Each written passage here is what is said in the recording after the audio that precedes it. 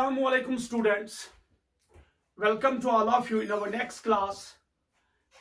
Last class में हमने first theory of evolution को read किया, that was Lamarckism. Lamarckism में हमने read किया था कि किस तरीके से Jean Baptiste Antoine de Lamarck ने एवोल्यूशन के मैकेनिज्म को एक्सप्लेन किया, कैसे उसने कॉन्सेप्ट दिया यूज एंड डिसयूज, कैसे उसने कंसेप्ट दिया कि desire of new organs, vital force etcetera. उसने एक कॉन्सेप्ट दिया एक्वायर्ड ऑफ कैरेक्टर्स, यानी कि inheritance of acquired of characters, कि जो कैरेक्टर्स एक्वायर किए जाएंगे उन्हें पास ऑन करेंगे। लेकिन लामार्क के थ्योरी में बहुत सारे डिमेरिट्स थे जो वीजमान ने प्रूव किए। सबसे मेन ड्रॉबैक जो लामार्क की थ्योरी में था वो ये था कि जो वेरिएशन या जो चेंज आती है, जो कैरेक्टर्स पास ऑन होते हैं या जो कैरेक्टर्स एक्वायर हम करते हैं, क्या वो वेरिएशंस, क्या वो हम कह सकते हैं जो वो चेंज होती है, क्या वो सोमैटिक है, क्या वो जर्म प्लाज्म है? वो उसने ये नहीं बोला। फिर जब वीजमान ने theory of germ plasm of continuity दी थी, उसने कहा था कि जब तक में चेंज जर्म प्लाज्म में आ जाएगी तब तक वो चेंज पास ऑन नहीं होगी। तो आज हम दूसरी थ्योरी को रीड करेंगे जिसका नाम है डार्विनिज्म, और we can say origin of species by natural selection. ये जो थ्योरी है या जो ये थ्योरी ऑफ एवोल्यूशन है, ये चार्ल्स डार्विन ने दी थी। चार्ल्स डार्विन ने दी थी। इसमें जो पोस्टुलेट्स है वो डार्विन के है, इसलिए हम इसको बोलते हैं Darwinism. Postulates put forward bye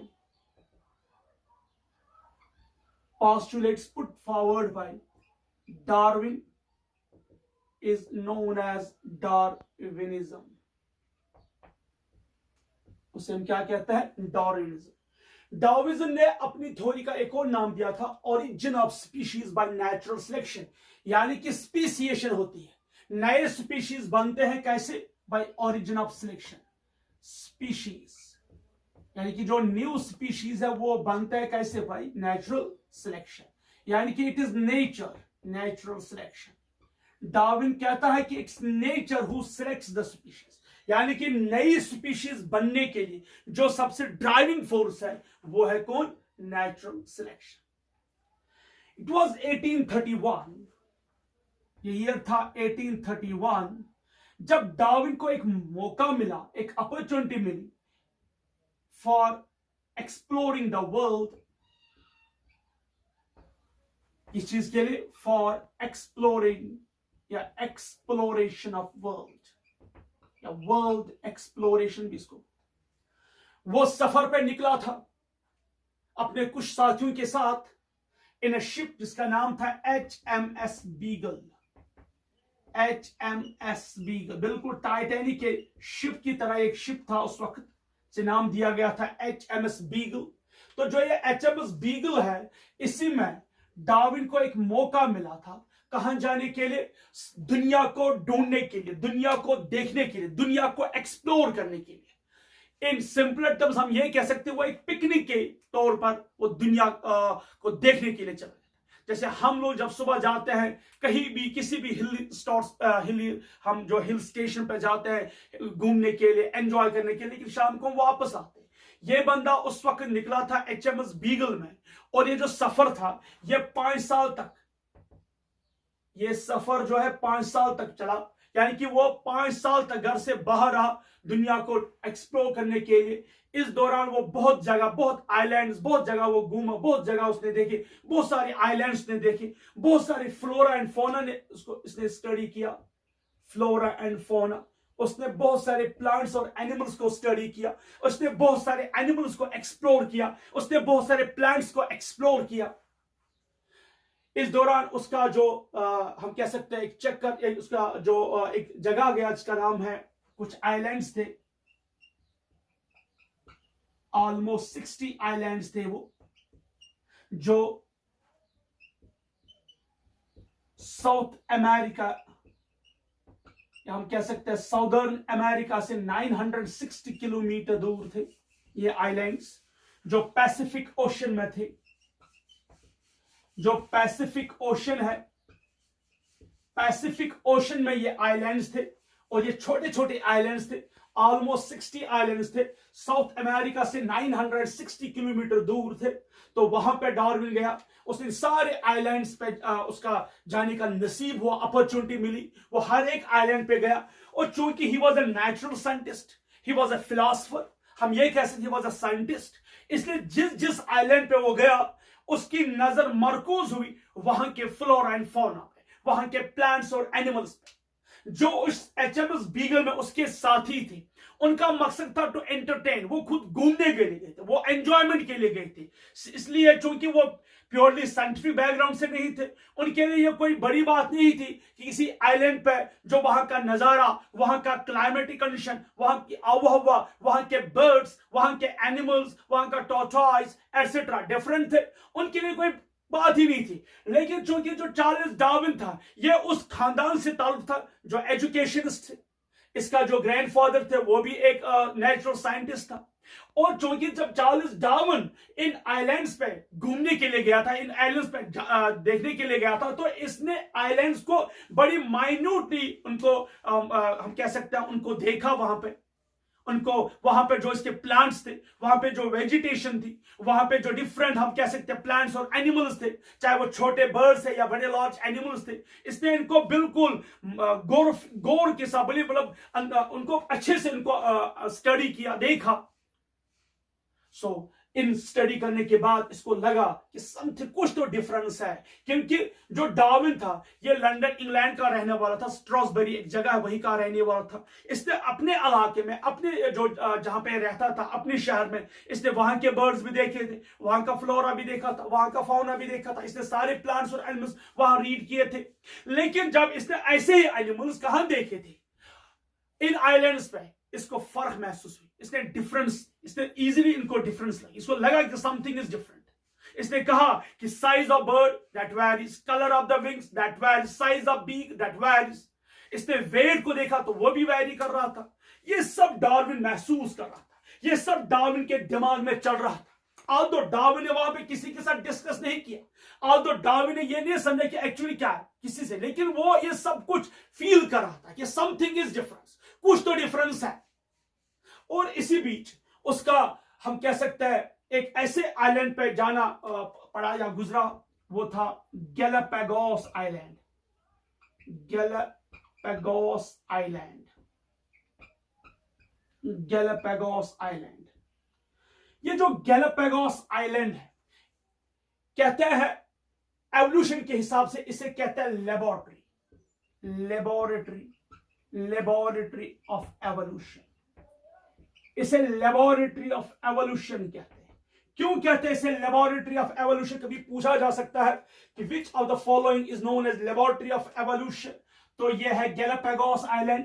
क्योंकि जो गैलापागोस आइलैंड्स है वहां पे अक्सर वॉल्केनिक इरप्शंस होते थे, तो उस वॉल्केनिक इरप्शन की वजह से वहां का क्लाइमेटिक कंडीशन, एनवायरनमेंट सब कुछ चेंज हो रहा था।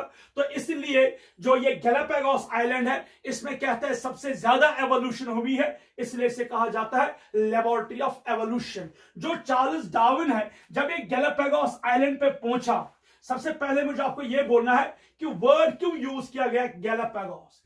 एक्चुअली स्पेनिश वर्ड है, स्पेनिश वर्ड है, स्पेनिश है ये। स्पेनिश में गैलापागोस का मीनिंग है टोर्टोइस, टोर्टोइस, ठीक है। एक्चुअली जो गैलापागोस है एक वर्ड है स्पेनिश में, इसका मीनिंग है टोर्टोइस। कि कहा जाता है कि जो गैलापागोस आइलैंड के टोर्टोइस थे वो जेंट साइज के थे, ऑलमोस्ट उनकी जो साइज था वो 183 सेंटीमीटर थे।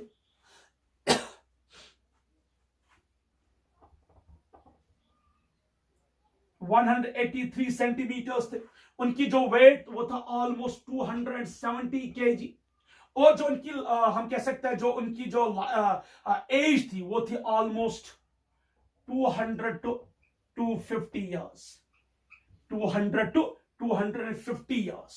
तो दैट मीन्स कि जो ये टोर्टोइस थी, डार्विन ने जब गैलापागोस आइलैंड के टोर्टोइस देखी, इसमें इजीली फर्क देखी इसने जो टॉर्टॉइज इंग्लैंड में देखी तो, और फिर जब उनको फर्क देखी किनके साथ, गैलापागोस आइलैंड से, इसको लगा कि नहीं, जो गैलापागोस आइलैंड के टॉर्टॉइज है वो साइज में भी बड़े हैं, वजन में भी ज्यादा है, और उनकी जो लाइफ साइकिल है, लाइफ स्पैन है, वो भी ज्यादा है।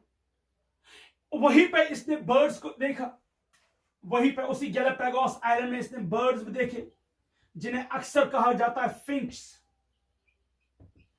और इवन कुछ ऑथर्स ने इनको नाम दिया डार्विन्स फिंक्स, डार्विन्स फिंक्स, क्योंकि डार्विन ने इन बर्ड्स का जिक्र अपनी थ्योरी में किया। ये जो बर्ड्स थे इनका साइज भी बड़ा था as compared to the rest of the birds. अगर उन्हीं बर्ड्स को हम कंपेयर करेंगे with other regions of the birds, तो ये गैलापागोस आइलैंड के बर्ड्स साइज में बड़े थे। इनके जो बीक्स थे वो डिफरेंट वैरायटी के, डिफरेंट पैटर्न के थे। उन बीक्स की जो लेंथ है वो इंक्रीज थी, वो थिक थे ज्यादा, और इनके जो विंग्स थे वो कलर्ड थे, और साइज में भी विंग्स बड़े थे। तो डेफिनेटली डार्विन ने कहा कि जो मैंने फिंक्स कहां देखी, गैलापागोस आइलैंड में, और जो मैंने बर्ड्स देखे थे कहां पे, इंग्लैंड में, उनको जब हम कंपेयर करेंगे, जैसे हेल ऑफ डिफरेंस, ये जो गैलापागोस आइलैंड के फिंक्स है ये साइज में बड़े हैं, साइज में क्या है, बड़े। इन सब चीज को माइन्यूटली स्टडी करने से जो डार्विन है इसको पता चला कि समथिंग इज डिफरेंस। इसने कहा कि जो मैंने देखे, जो एनिमल्स, जब प्लांट्स मैंने रीड किए थे अपने इलाके में, जब यही एनिमल्स और प्लांट्स मैंने देखे किसी और आइलैंड पे, तो इनमें, इनके साइज में, इनके वेट में, इनके कलर में कोई तो फर्क है। Is the clear? मैं आपको एक सिंपल सी यहाँ पे एक एग्जाम्पल बोलूंगा। हम खाते हैं यहाँ से, आपको पता ही है, यहाँ से गुरेज जो है वो बिल्कुल है, बाणीपुरा डिस्ट्रिक्ट में पड़ता है, नजदीकी पड़ता है। वहां के अक्सर जो पोटैटो है वो कहते हैं वो बड़ी स्वीट होते हैं। हम जो इस वक्त पोटैटो खाते हैं, नॉर्मल जो मेजॉरिटी पोटैटो वो आते हैं हमें जम्मू से, या हमें आते हैं बाहर से, दिल्ली से या इंडिया से, बाकी स्टेट से आते हैं। जब उन पोटैटो को हम कंपेयर करते हैं किन के साथ, उन पोटैटो हम कंपेयर करते हैं जो गुरेज से आते हैं, तो इनके मिठास में, इनकी स्वीटनेस में कोई फर्क है। तो एक दफा ऐसे ही हमें किसी बंदे ने लाए थे पोटैटो, वो आया था गुरेज से, तो मैंने उससे बात की, मैंने कहा आपके पोटैटोज में इतनी मिठास क्यों है, इतनी स्वीटनेस क्यों है? तो इसने कहा कि एक्चुअली जो गुरेज है वहां के जो क्लाइमेटिक कंडीशन है, वहां का जो आबोहवा है वो थोड़ा कोल्ड रहता है, जो पोटैटो के लिए सबसे फायदेमंद है। तो पोटैटो साइज में बड़े भी हो जाते हैं और इनमें स्वीटनेस ज्यादा हो जाती है। तो क्लाइमेटिक कंडीशन का कोई ना कोई इफेक्ट पड़ता है। तो यहां पे जो आइलैंड्स है, इन आइलैंड्स का जो क्लाइमेटिक कंडीशन था, इन आइलैंड्स का जो हम कह सकते हैं वहां का नेचर था, वो डिफरेंट था, उनका इंपैक्ट था, चाहे वो टोर्टॉइज हो, चाहे वो बर्ड्स हो, चाहे वो प्लांट्स हो, इन पे असर था। तो इसलिए जब डार्विन ने इन आइलैंड्स को स्टडी किया, इसने इजीली जो फर्क है, डिफरेंस है, इसको स्टडी किया, इसको रीड किया, इसको पता चला कि समथिंग इज डिफरेंट। उसके बाद 5 साल तक डार्विन 5 साल तक घर से बाहर रहा, इस वर्ल्ड को एक्सप्लोर के लिए, इस वॉयज के लिए। ये 5 साल तक ये वॉयज रहा, 5 इयर्स तक, 5 साल तक वो इस हम कह सकते हैं इस सफर के लिए रहा HMS बीगल में। उसके बाद जब चार्ल्स डार्विन वापस आया, कहा गया वापस अपने घर, तो जब वो घर वापस आया तो उसने एक बुक हम कह सकते हैं, या एक पेपर जो इसके पास मिला, एक पेपर, एक बुक जो है उसने स्टडी की थी। और जो ये बुक थी, इसको लिखने वाला था एक इकोनॉमिस्ट जिसका नाम था माल्थस, रॉबर्ट माल्थस, जैसे बोलते हैं TR माल्थस। सो TR माल्थस की एक बुक थी, he was an economist, he was an economist। तो TR माल्थस की एक बुक जो है जिसको स्टडी किया किसने, डार्विन ने। यानी कि डार्विन जब वापस आ गया इस वजह से, तो इसने इस बुक को रीड किया। कौन सी बुक को? जो TR माल्थस की एक बुक थी। TR माल्थस कौन है? एक इकोनॉमिस्ट। तो TR माल्थस इस बुक में क्या मेंशन कर रहा है? इसने पॉपुलेशन, ह्यूमन पॉपुलेशन ग्रोथ के बारे में बोला था। यानी कि ह्यूमन पॉपुलेशन ग्रोथ है, ये कैसे हो सकती है, इसके बारे में इसने मेंशन किया था। TR माल्थस कहता है कि जो हम कह सकते हैं, हम बात करेंगे ऑर्गेनिजम्स की, कोई भी ऑर्गेनिज्म हो, स्पेशली ह्यूमंस ऑर्गेनिजम्स इंक्रीज, ये जो ऑर्गेनिज्म है ये इंक्रीज होते हैं, यानी कि ये रिप्रोड्यूस करते हैं, ये इंक्रीज होते हैं जियोमेट्रिकली, यानी कि जो लिविंग ऑर्गेनिज्म है स्पेशली द ह्यूमंस, ये इंक्रीज होते हैं geometrically. What do mean by geometric? ये देखिए 2 ऐसे, इसे कहते हैं जियोमेट्रिक रेशो।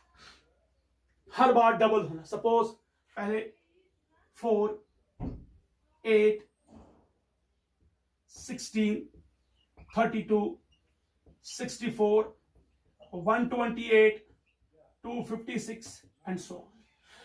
टी.आर. मार्थस अपनी इस बुक में लिखता है कि जो एनिमल्स है, जो लिविंग ऑर्गेनिज्म है, specially the animals and humans, they increase geometrically, यानी कि ये खुद को डिवाइड करते हैं जियोमेट्रिकली, ये डबल होते हैं, हर डिवीजन के बाद ये डबल होते हैं। और जो फूड है,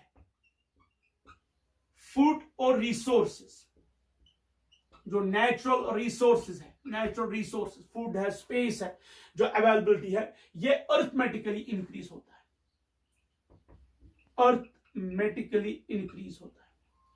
सो टी.आर. मार्थस 2 इंपॉर्टेंट पॉइंट डिस्कस करता है। एक करता है जियोमेट्रिक रेशो और दूसरा है अर्थमेटिक रेशो। वो कहता है कि animals increases in number geometrically, while as जो फूड और रिसोर्स अवेलेबल है वो अर्थमेटिकली इंक्रीज होते हैं। वो दैट मीन जो ऑर्गेनिजम्स है वो रिप्रोड्यूस इस तरीके से करते हैं कि after every reproduction, after every division वो डबल होता है, और जो फूड या रिसोर्स है वो अर्थमेटिकली हम कह सकते हैं इंक्रीज होते हैं, रिप्रोड्यूस करते हैं या डबल हो जाते हैं। जैसे फॉर एग्जांपल 2, उनका मीन रेशियो रह जाता है। जैसे 4, 6, 8, 10, 12, 14, 16, 18 एंड सो ऑन। सो जब हम अब दो चीजों को कंपेयर करें, एक तो हम कर रहे हैं कंपेयर किसे, ऑर्गेनिज्म किसके साथ, उसके अवेलेबिलिटी के फूड के साथ, या उसका अवेलेबिलिटी जो रिसोर्स है उसके साथ कंपेयर कर रहे हैं। तो टी.आर. मार्थस कहता है कि when there is increase in the number of an organism by geometrical ratio, और जो फूड या रिसोर्स है वो अवेलेबल है अर्थमेटिकली, तो इन दो को कंपेयर करने से क्या हो सकता है, ध्यान से देखिए क्या हो सकता है। अब मैं आपको दिखाता हूं। सपोज यहां पे एक ऑर्गेनिज्म खुद को डिवाइड कर रहा है, पहले 4, जैसे सपोज मैं कोई ऑर्गेनिज्म लेता हूं, पहले 2 थे, 2 से 4 बन गए, 4 से 8 बन गए, 8 से 16, 16 से 32, 64, 128, 256, यार हर बार उनका डबल हो रहा है। लेकिन जो इनके पास अवेलेबल फूड है या रिसोर्स, नेचुरल रिसोर्स, या हम कह सकते हैं जो स्पेस है, वो ऑलमोस्ट कांस्टेंट रहता है, ऑलमोस्ट वो कांस्टेंट रहता है। तो इससे क्या हो जाता है, इससे इम्बैलेंस हो जाती है। ये मार्थस कहता है कि इससे क्या हो जाती है, इम्बैलेंस, इम्बैलेंस हो जाती है। किस किस के बीच में इम्बैलेंस, लिविंग ऑर्गेनिज्म और उसके नेचुरल रिसोर्स के बीच में इम्बैलेंस आ जाता है, नेचुरल रिसोर्स। तो जो नेचुरल रिसोर्स और लिविंग ऑर्गेनिज्म ये इम्बैलेंस हो जाते हैं। क्या इम्बैलेंस हो जाते हैं, जो लिविंग ऑर्गेनिज्म है वो साइज में कंटिन्यूअसली, वो नंबर में कंटिन्यूअसली ग्रो हो जाते हैं, वो कंटिन्यूअसली डबल हो जाते हैं। लेकिन जो इनके पास अवेलेबल फूड है, वो फूड जो है वो ऑलमोस्ट कांस्टेंट रहता है, वो इतना ज्यादा डबल नहीं होता है, वो अर्थमेटिकली ऑलमोस्ट जो हम कहते हैं इंक्रीज होता है बाय अर्थमेटिक रेशियो, वो कह सकते हैं हम कि वो ऑलमोस्ट कांस्टेंट रहता है। सो इससे क्या होता है, इससे इम्बैलेंस हो जाती है। यहां से जो पॉपुलेशन वो इंक्रीज हो जाती है, यहां से जो लिविंग ऑर्गेनिज्म का नंबर है वो इंक्रीज होता है, लेकिन उनके पास जो अवेलेबल फूड है, उनके पास जो अवेलेबल स्पेस है, उनके पास जो अवेलेबल रिसोर्स है, वो ऑलमोस्ट कांस्टेंट हो जाए, और इससे क्या हो जाती है, इम्बैलेंस। और जब इससे इम्बैलेंस हो जाती है तो इस पॉपुलेशन के बीच, यानी कि जब ये पॉपुलेशन एक ही, बात करने की पहले एक ही स्पीशीज की, जब इनका नंबर ज्यादा हो जाता है, सो यहां पे क्या अराइज हो सकता है, देयर अराइजेस कंपटीशन। इससे क्या अराइज होता है, कंपटीशन अराइज होता है, डेफिनेटली कंपटीशन अराइज होगा। सपोज मैं आपको एक सिंपल टर्म में समझाऊं, मेरे पास अगर 4 लोग हैं तो 4 लोगों के लिए मेरे पास 4 रोटियां हैं, तो मैं इजीली 4 लोगों को दे सकता हूं, नो कंपटीशन।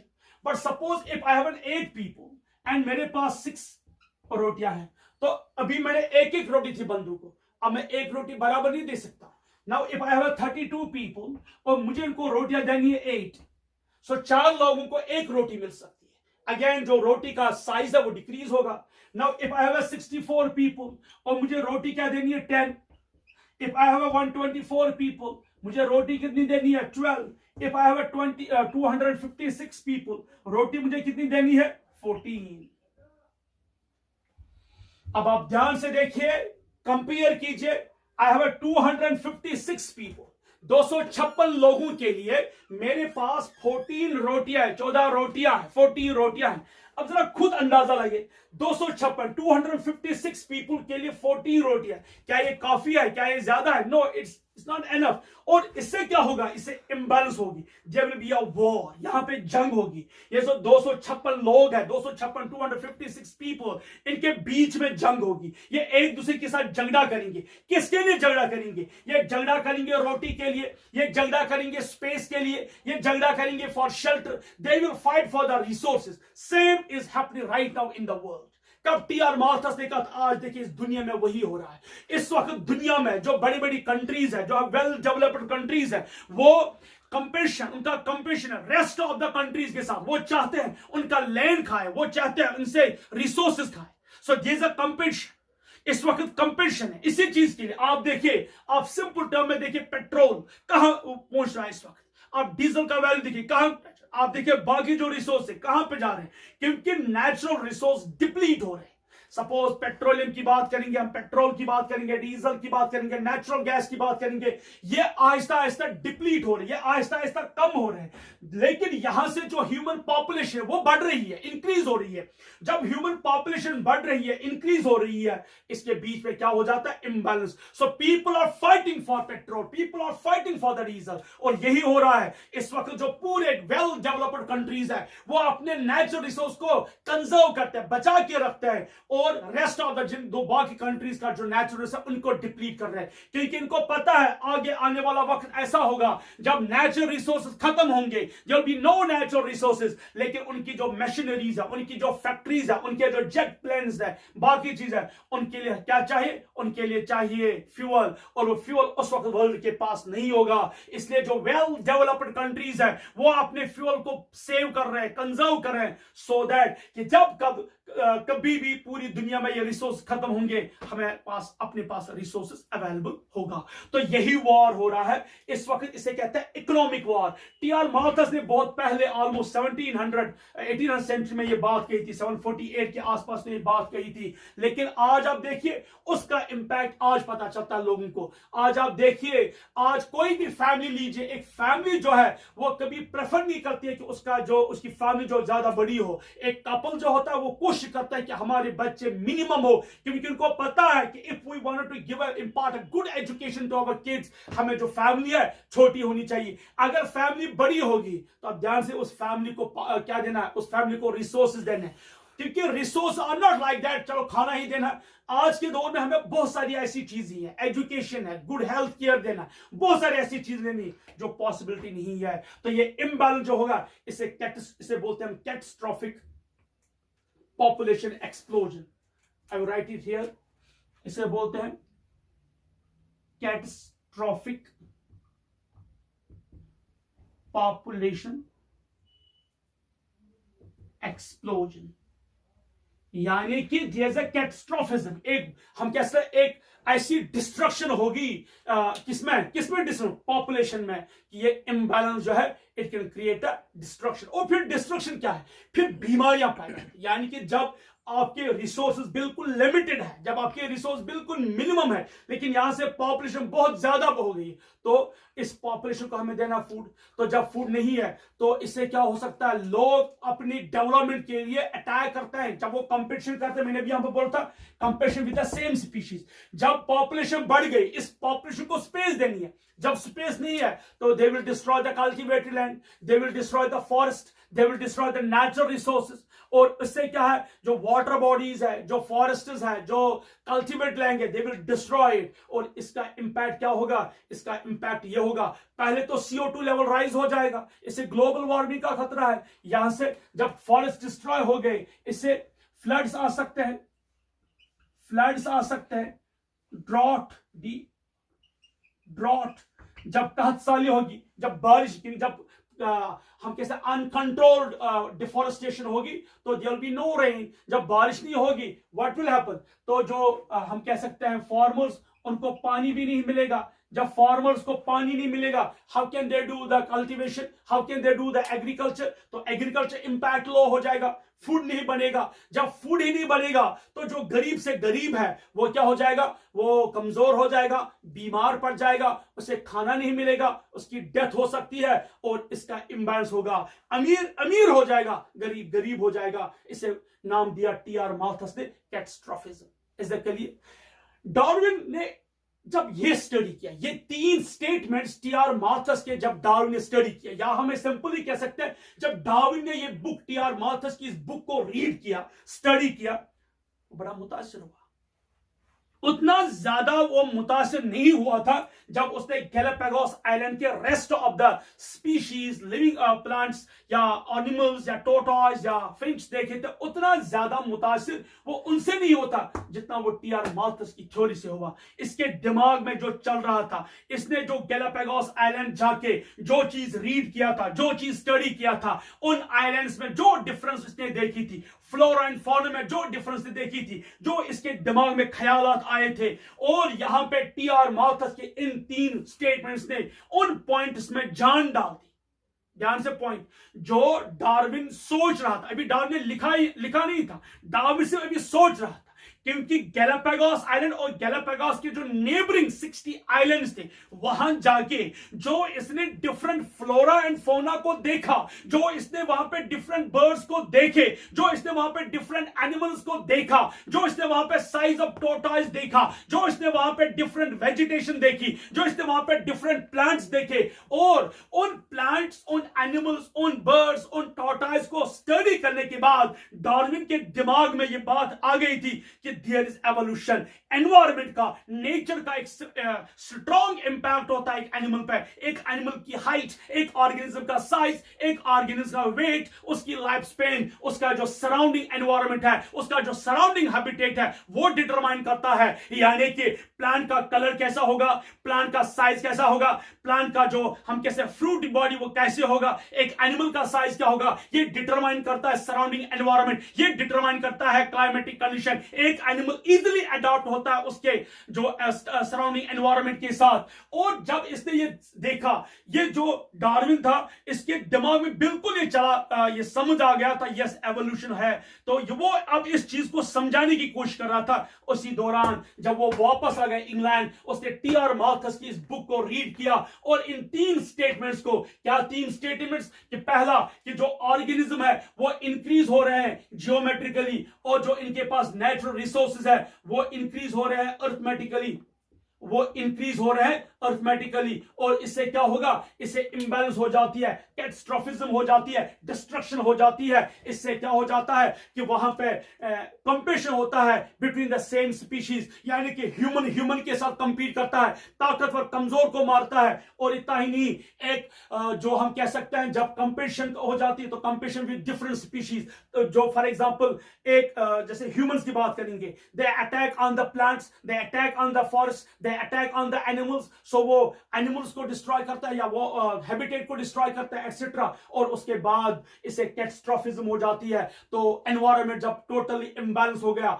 एनवायरनमेंट जब डिस्ट्रॉय हो गया, क्योंकि जब एनिमल्स का नंबर ज्यादा हो गया तो उन एनिमल्स को हमें क्या देना? 3 चीजें देने, जो हम पुरानी जबान में कहते हैं रोटी, कपड़ा और मकान। क्योंकि जब ह्यूमन पॉपुलेशन बढ़ गई तो आपको ह्यूमन को क्या देना? पहले स्पेस देनी है, जगह देनी है जिस जगह में वो रहेंगे। और उतना ही नहीं, जब जगह कम रह गई तो वो कहां पे अटैक करेंगे? They will attack the cultivated land, they will attack the forest, they will attack the, वो हम कह सकते हैं नो मैन्स लैंड। और इससे क्या होगा? कंपटीशन हो जाएंगे, there will be a war, there will be a destruction, there will be a drought, there will be floods etcetera etcetera. और इसका इंपैक्ट पूरे एनवायरनमेंट पे पड़ सकता है।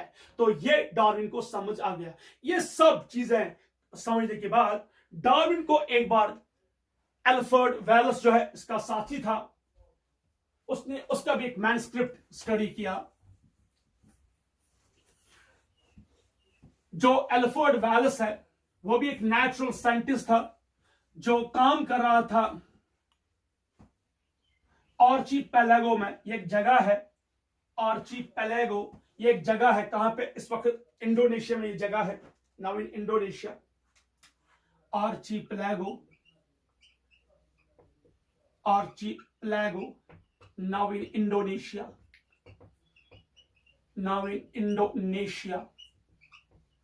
तो वहां पे ये काम कर रहा था कौन? Alfred Wallace. तो इसने अपने एक मैनस्क्रिप्ट, एक रिटन डॉक्यूमेंट भेजा किसको? डार्विन को। तो जब इसने डार्विन को एक मैनस्क्रिप्ट भेजा, डार्विन को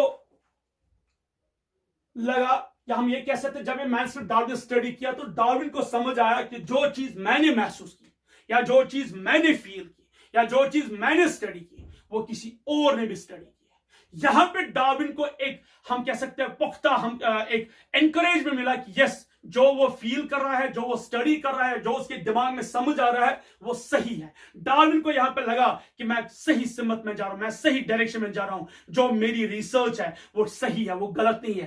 क्यों? क्योंकि उसने वो मैनस्क्रिप्ट रीड किया कहां से? एल्फ्रेड वेल्स से। इससे पहले इसने एल्फ्रेड वेल्स से इसके बारे में कोई बात नहीं की थी। एल्फ्रेड वेल्स ने आर्चिपेलागो, जो इस वक्त इंडोनेशिया में एक आइलैंड है, तो वहां पे वो रिसर्च करता, स्टडी कर रहा था। तो एल्फ्रेड वेल्स ने जब वो स्टडी किया तो उसने अपना मैनस्क्रिप्ट डार्विन को भेजा।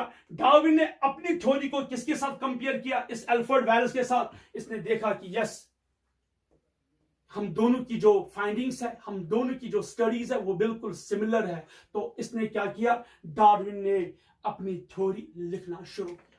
5 साल का सफर, उसके बाद टी.आर. माल्थस की थ्योरी और एल्फ्रेड वेल्स का मैनस्क्रिप्ट। ध्यान से सुनिए, डार्विन ने 5 साल समंदरी सफर में गुजारे, यानी कि HMS बीगल में एक आइलैंड से दूसरे आइलैंड जाने में उसको 5 साल उसने लगा दिए। 5 साल उसने different islands, Galapagos islands, on plants और एनिमल्स पे रिसर्च की, स्टडी किया। उसके बाद जब वो वापस आया, अपनी जो उसने महसूस किया, जो उसने स्टडी किया, उसको थ्योरी की शक्ल देनी, यानी कि जो डार्विन वॉयेज, यानी कि जब वो समंदरी सफर के लिए निकला था, वर्ल्ड को एक्सप्लोर करने के लिए निकला था, कहां गया था? पैसिफिक ओशन के आइलैंड्स घूमने के लिए। पैसिफिक ओशन आइलैंड्स के घूमने के लिए, यानी कि पैसिफिक ओशन में जो आइलैंड्स थे उनको देखने के लिए, वहां घूमने के लिए। डार्विन ने वहां पे गैलापागोस आइलैंड में tortoise, birds, different flora and fauna को रीड किया, सब कुछ स्टडी किया। अब जब डार्विन 5 साल के बाद घर वापस आया, वो अपनी थ्योरी, वो अपनी जो इस फाइंडिंग्स को, रिसर्च को अपनी थ्योरी की शक्ल देने जा रहा था, बुक की शक्ल देने जा रहा था, तभी उसने, हम कैसे, टी.आर. माल्थस की बुक को रीड किया। टी.आर. माल्थस की बुक ने, उनके स्टेटमेंट्स ने इसकी थ्योरी में जान डाल दी, इसकी फाइंडिंग्स में जान डाल दी, इसकी रिसर्च में और उसमें ऐड किया, और उस पर सोने पर सुहागा एल्फ्रेड वेल्स का मैनस्क्रिप्ट। यहां पे डार्विन को पता चला, यस, जो मैंने देखा वो किसी और ने भी देखा। इसको यहां पे प्रूफ हो गया कि जो मेरी फाइंडिंग्स है ये सही है, और मैं सही सिमत में, सही डायरेक्शन में जा रहा हूं। अब डार्विन ने ये थ्योरी लिखी, लेकिन इसने अपनी थ्योरी एक बुक की सूरत में लिखी। इसने अपनी थ्योरी एक बुक के सूरत में लिखी, origin of species. Origin of species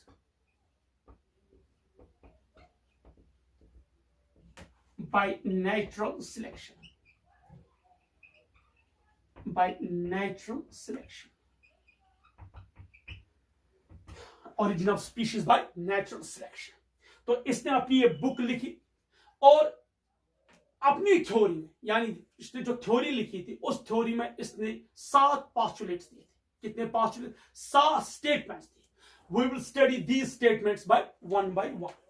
Darwin के जो स्टेटमेंट्स थे, अब ध्यान से देखोगे, आपको खुद पता चलेगा कि इसके स्टेटमेंट्स एक्चुअली कहां से आते हैं। तो इसका स्टेटमेंट फर्स्ट हम यहां पे लिखेंगे, स्टेटमेंट्स। किसके statements? Of Darwin, postulates of Darwin. जो डार्विन की थ्योरी थी, origin of species by natural selection, इसके स्टेटमेंट्स। तो क्या स्टेटमेंट्स थे? स्टेटमेंट नंबर फर्स्ट, ध्यान से देखिए, first, over production.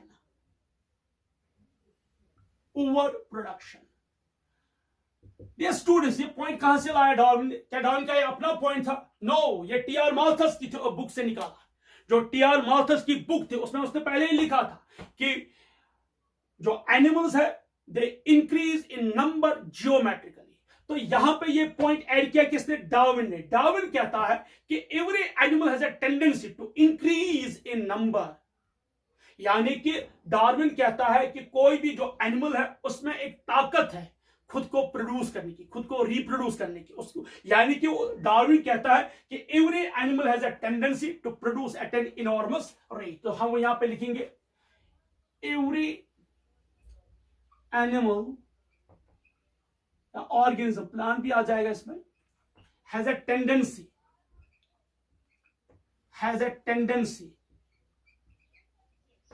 to increase at an enormous rate,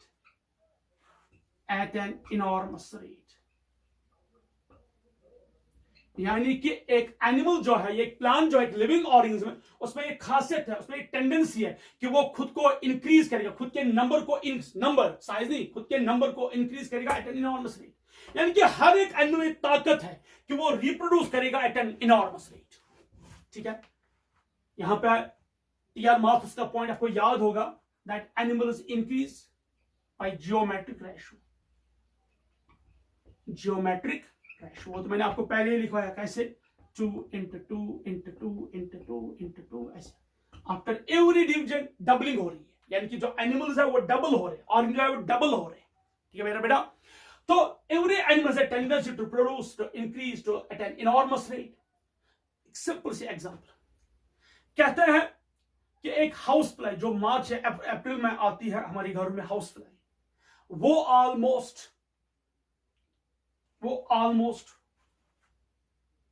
1 crore eggs देती है।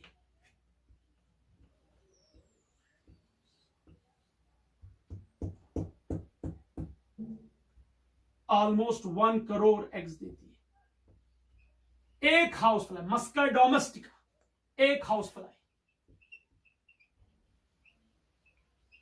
जो हमारे घरों में आती है। कब? In the month of April suppose, और वापस कब निकलते हैं? इन द मंथ ऑफ सितंबर या अक्टूबर की बात करें।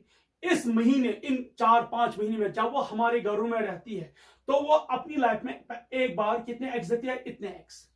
अगर ये सारे एग्स हैच हो जाएंगे तो आप देखिए एक हाउस फ्लाई कितने एग्स प्रोड्यूस कर सकती है। इसी तरह जो एंटार्क्टिका में एक कॉड फिश है, कॉड फिश, वो इतने एग्स देती है कि अगर वो सारे एग्स हैच हो जाएंगे, कहता है विद इन 5 years पूरा एंटार्क्टिका फुल हो जाएगा उस कॉड फिश से। इसी तरीके से अगर हम ह्यूमंस की बात करेंगे, ह्यूमन फीमेल, एक ह्यूमन फीमेल जब प्यूबर्टी अटेन करती है तो उसकी एक ओवरी में ऑलमोस्ट 1 to 2 लाख एग्स होते हैं, 1 to 2 लाख एग्स।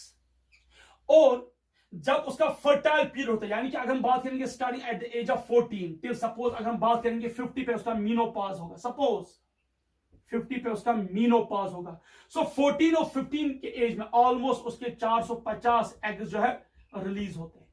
यानी कि अगर हर महीने एक ओवर रिलीज होगा तो एक साल में 12 ओवर रिलीज होंगे, तो ऑलमोस्ट 36 years में जो उसका फर्टाइल पीरियड है उसमें ऑलमोस्ट 450 ओवर्स और एग्स विल बी रिलीज्ड। तो जब 450 एग्स रिलीज होंगी तो एक ह्यूमन फीमेल के कितने बच्चे होने चाहिए? 450। कहा जाता है कि अगर एक स्नेक अपने सारे अंडों को केयर करके हैच करेगी, एक जो स्नेक है वो अपने अंडों को पहले केयर तो करती है, उनको हैचिंग करवाती है, लेकिन उसके बाद उन अंडों से निकलने वाले बच्चों को खुद खा जाती है। अगर सपोज वो सारे स्नेक्स, यानी कि वो सारे एग्स हैच होके सारे स्नेक्स बच जाएंगे, वो सारे स्नेक जो है उनका केयर करेगी, कहता है आफ्टर 5 years से पूरी अर्थ जो है वो फिल होगी स्नेक से। That means every animal has a tendency to produce at an enormous rate.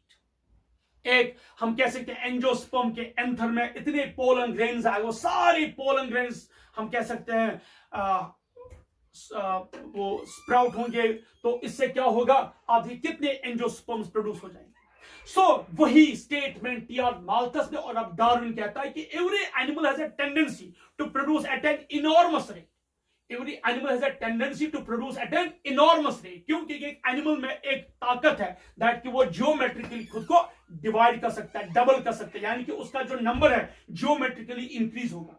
लेकिन यहां पे जो उसके पास अवेलेबल रिसोर्सेज है, लिमिटेड नंबर ऑफ रिसोर्स में आ जाएगा food, water, shelter, space etcetera. उसके जो रिसोर्स है वो लिमिटेड है, उसके जो रिसोर्स है वो क्या है, लिमिटेड, यानी कि जो रिसोर्सेज है दे आर लिमिटेड, उनके पास लिमिटेड रिसोर्सेज है। एक्चुअली इन दिस रूम मैंने यहां पे फैन ऑफ रखा है, so I am feeling the heat. अब देखिए रिसोर्स जो है वो लिमिटेड है। यहां पे एनिमल रिप्रोड्यूस करता है जियोमेट्रिकली, यहां पे एनिमल रिप्रोड्यूस करता है, वो अपने आप को डबल करता है, हर डिवीजन के बाद वो डबल होता है और वो रिप्रोड्यूस करता है एट एन इनॉर्मस रेट। लेकिन जो अवेलेबल रिसोर्सेज है, जो अवेलेबल फूड है, जो अवेलेबल हम कह सकते हैं शेल्टर है, स्पेस है, वो तो लिमिटेड है ना। स्पेस तो इंक्रीज नहीं होगी, क्योंकि आप ध्यान से देखिए, सपोज मैं आपको एक सिंपल टर्म में समझाता हूं।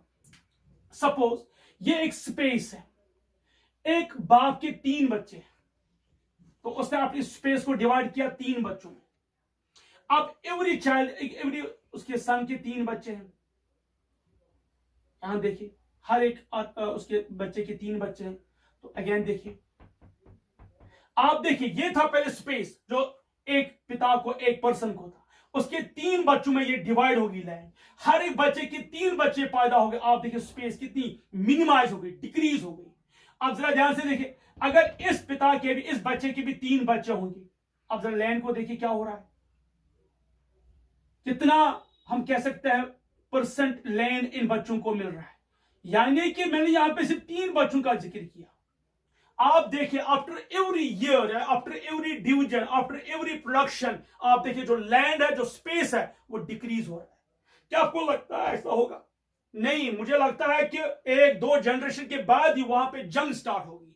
People will fight over space, people will fight over resources, people will fight over food etcetera. लोग खाने के लिए लड़ेंगे, लोग शेल्टर के लिए लड़ेंगे, लोग स्पेस के लिए लड़ेंगे।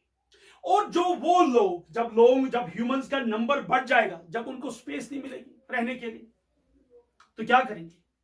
यहां पे जब स्पेस नहीं, तो इसका जन्म, इससे क्या हुआ? जन्म हुआ अर्बनाइजेशन का, जन्म हुआ इंडस्ट्रियलाइजेशन का। तो लोगों ने क्या किया? लोगों ने बेतहाशा फॉरेस्ट को काटना शुरू कर दिया। सो डिफॉरेस्टेशन,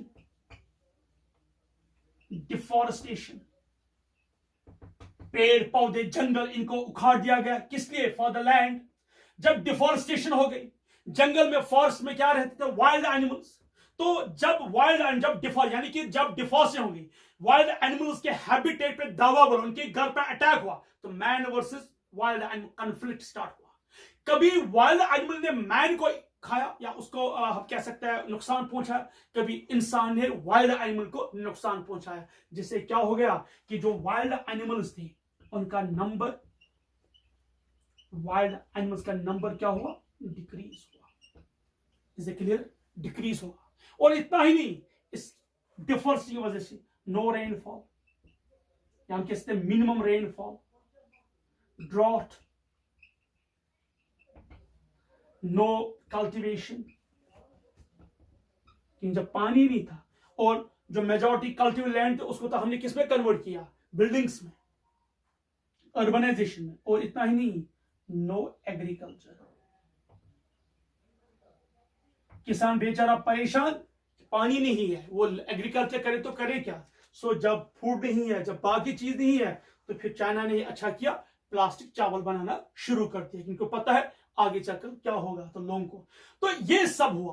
तो जब रिसोर्सेज लिमिटेड है, यहां से तो प्रोडक्शन बढ़ रही है, यहां से तो इनॉर्मस रेट में हो रही है, क्योंकि आगे चलकर आपको याद होगा, हमने यूनिट फर्स्ट में ये पढ़ा था, मैंने वहां पे आपको बोला था मोर्टेलिटी रेट जो है, डेथ रेट, मोर्टेलिटी डिक्रीज हो रही है, नेटलिटी इंक्रीज हो रही है, यहां प्रोडक्शन इंक्रीज हो रही है, यहां पे स्पेस लिमिटेड है, रिसोर्स लिमिटेड है, तो इम्बैलेंस होगा, देयर विल बी अ कैटास्ट्रोफिज्म। क्योंकि यहां पे जब इम्बैलेंस हो, इम्बैलेंस किस चीज के बीच में? Number and space. यहां पे रिसोर्सेज कम हो रहे हैं और यहां पे नंबर बढ़ रहा है। सो जब एनिमल्स का, ह्यूमंस का, लिविंग ऑर्गन्स का नंबर बढ़ रहा है, स्पेशली हम यहाँ पे ग्रीडी ह्यूमंस की बात करेंगे, क्योंकि सबसे लालची इस वक्त इंसान ही बना है, सबसे क्रिमिनल और जो हम कह सकते हैं इंसान बन रहा है। इंसान अपनी इंसानियत भूल चुका है। तो यहां पे जब ह्यूमंस का नंबर बढ़ा और जो रिसोर्स में लिमिटेड हो गई, तो इंसान ने क्या स्टार्ट किया?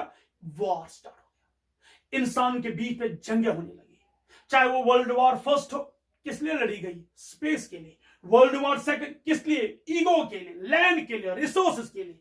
और अल्लाह बचाए, we are on the verge of world war 3। We are on the verge of world war 3। World war 3 के बिल्कुल हम उस एक्सीज पे कभी भी कुछ ऐसा वैसा इंबैलेंस हो जाएगा and the world war 3 will be start. तो ये क्यों है? क्योंकि जो इंसान है ये ग्रीडी है, ये लालची है। इससे सिर्फ क्या चाहिए? ये अपने आप का दबदबा चाहता है। ये चाहता है कि ये इसका जो पूरे वर्ल्ड पे इसका रहे, ये सारी लैंड चाहता है खुद के, ये सारे रिसोर्स चाहता है। ये कह रहा है सिर्फ मैं जियो और किसी और को ना दूं। They treat other people as a bacteria. They treat other people as a, मतलब हम कह सकते हैं, वो कहते हैं इनका रहना जमीन पर जरूरत नहीं, इनको इनका सफाया कर दो, use insecticide, use pesticide for them. तो ऐसे कॉन्सेप्ट के साथ तो हम ये कह सकते हैं जब ये इम्बैलेंस हो गई, तो डार्विन क्या कहता है? डार्विन कहता है when there is an overproduction and limited number of resources. Third point I will write here. चलिए मैं ऊपर लिखता हूं। इसके बाद there will be a strong competition होगा। जिंदा रहने के लिए लोगों को जद्दोजहद करनी होगी। Struggle for existence. लोगों को जिंदा रहना है। People want to live whether an animal. हम एक प्रे की बात करेंगे, एक कमजोर, हम एक मामूली एक जानवर की बात करेंगे। वो खुद को बचाना चाहता है इंसानों से या प्रेडेटर से। इसी तरह एक इंसान जंगल काट रहा है, वहां पे जो वाइल्ड लाइफ वो एक्सपोज हो रहे हैं, और उसकी वजह से क्या है? देयर इज मिनिमम रेनफॉल, और उसका इंपैक्ट क्या पड़ता है? जो फॉरेस्ट में रहने वाले वाइल्ड एनिमल्स हैं उनको पानी तक नहीं मिलता है, तो उनको पानी न मिलने से मौतें हो रही, दे डाई, उनका नंबर डिक्रीज हो रहा है, उनमें बीमारियां फूट रही हैं। और कारण क्या है? We people. और यहां पे एग्जिस्टेंस, स्ट्रगल फॉर एग्जिस्टेंस, जिंदा रहना चाहता है। और अब इंसान खुद इस जंगल में, इस बुमर में फंस गया। जो खेल इस इंसान ने खेला था, क्या खेल खेला? पहले उसने कहा कि मेरा नंबर ज्यादा बढ़ना चाहिए। उसके बाद उसने क्या किया? उसने जंगल काटने शुरू की, उसने डिस्ट्रक्शन लाई। अब वो खुद इस बंवर में फंस गया, क्योंकि वो खुद ही अपनी क्लाइमेट को चेंज कर रहा है। अब उसको जिंदा रहना है। Now a man has to struggle. उसको जिंदा एग्जिस्ट, मतलब अपनी वजूद को बचाने के लिए उसको स्ट्रगल करना है। तो किस किस के साथ है? मैं 3 चीजें लिखूंगा। स्ट्रगल, कंपटीशन होगा। एक से हम बोलते हैं intraspecific competition. Competition between the same species, competition between the same species, यानी कि इंसानों के बीच में जंग है। आज आप देखिए, मैं आपको ये चैलेंज कर रहा हूं, आप इसी कश्मीर में देखिए, मैं बाहर की बात नहीं कर रहा हूं, इसी कश्मीर में देखिए कितने लोगों के केसेस कोर्ट में पड़े हैं। कोई जमीन का मसला, सिर्फ जमीन का मसला, बाई पे केस करता है।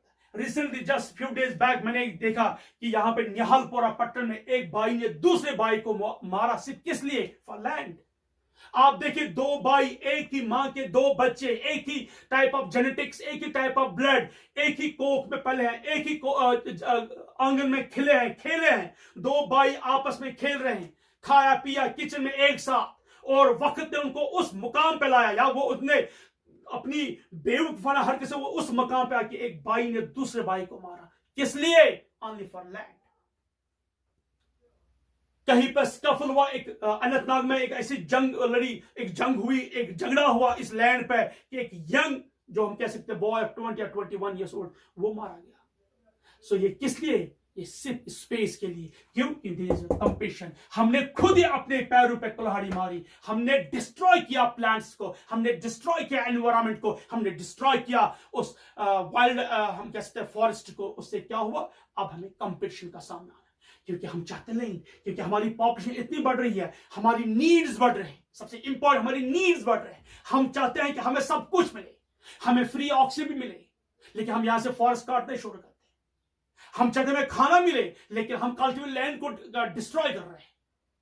हम चाहते हैं कि हमारी वेजिटेशन, हमारी कल्टीवेशन, हमारे पेड़ पौधे हो, हमारे फ्रूट्स हो, बागीचे हो, लेकिन हम प्लांट्स को डिस्ट्रॉय करते हैं so that there will be no rainfall.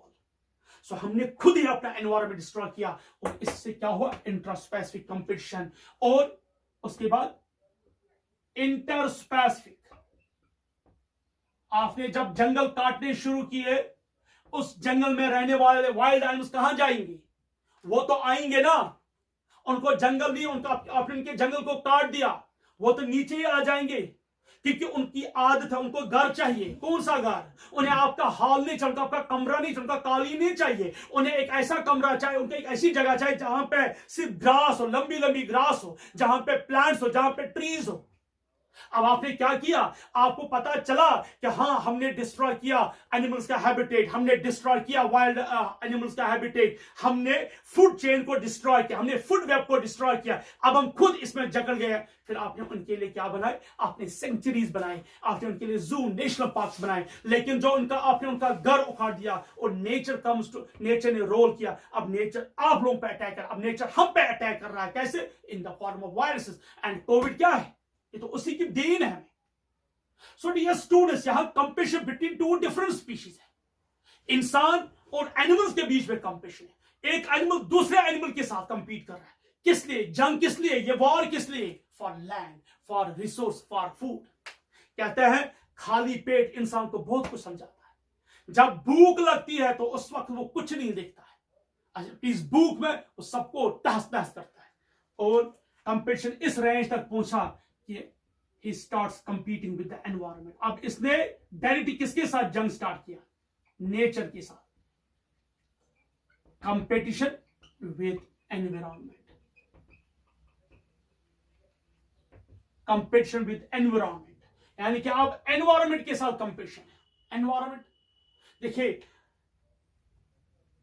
इस कश्मीर में या इस वर्ल्ड में कितने वाटर रिजर्वर्स थे, अब उनकी लेवल जो है, अमेज़न के जो फॉरेस्ट, वहां हमारी जब एंथ्रोपोजेनिक यानी कि इंसान की एक्टिविटी से, उन अमेज़न जंगलों में इंसान की एक्टिविटी से वहां आग लगनी शुरू हुई, और उस आग से कितने जंगल हम कह सकते हैं जल गई। जब जंगल जल गए, प्लांटेशन तो हम कर ही नहीं सकते, तो जो ऑक्सीजन लेवल है वो डिक्रीज हो गई। ऑक्सीजन लेवल डिक्रीज हो गई, यहां से ह्यूमंस का नंबर बढ़ रहा है, तो CO2 इंक्रीज हो गया। आपने शायद पढ़ा होगा, इस लॉकडाउन में कहते हैं पहली बार एक टर्म यूज की थी, अर्थ स्टिल, यानी कि जमीन रुक गई है एक तरह से। क्यों?